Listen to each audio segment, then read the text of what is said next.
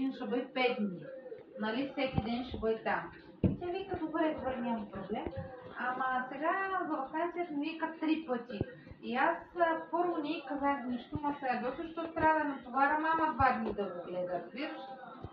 И оня ден викам, макар че аз не обичам да се разбирам, много ми е неприятно, ама те като да принуждават, просто викам ще звъна.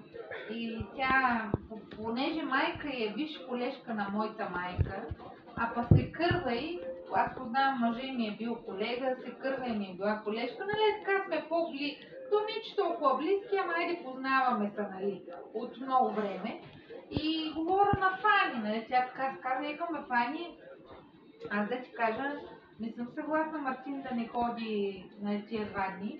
Викам, кои деца са с приоритет, нали, с какви приоритети. И тя като чу това, защото аз закапах, нали, веднага, що Мартин няма да ходи, кой е там, нали, какво Мартин няма да ходи. И понеже тя знае, че едната заместник кметица ми е приятелка и другата дето им е шефка на тя, и тя не ми е толкова само уважаема жената, разбираш?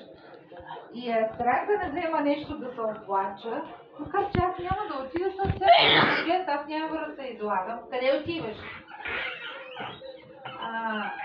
И веднага като я рекох и викам, чакай, ще питам екипа, нали, ще обсъдиме и ще ти върна обаждане. И точно нямаше и половин час, след половин час ми звъни и вика, да, ще го взимаме и 5 дни. Да.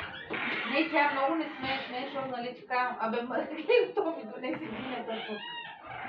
Стига, бе! Не може. Защото после динята и стане свинщина и ще ядеш бой. Мали ми, тя те жима и той я. Те големи, аз гледах по-малка, те всичките големи, аз взех 2 дини и едната на обяд резахме и сега ядохме и съм я прибрала там в хладилника. Ма той много обича дини. Остави динята на земята! Ще те бия.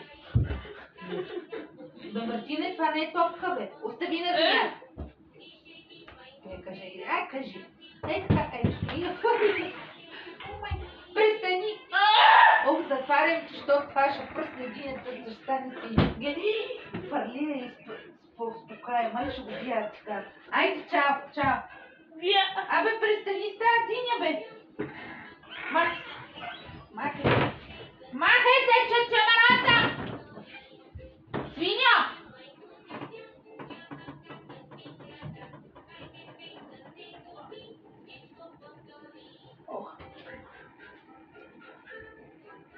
Ще те бия. Няма да ядеш диня. Ял си, късно е вече.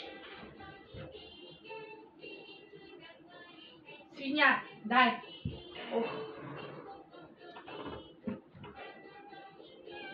Дай на.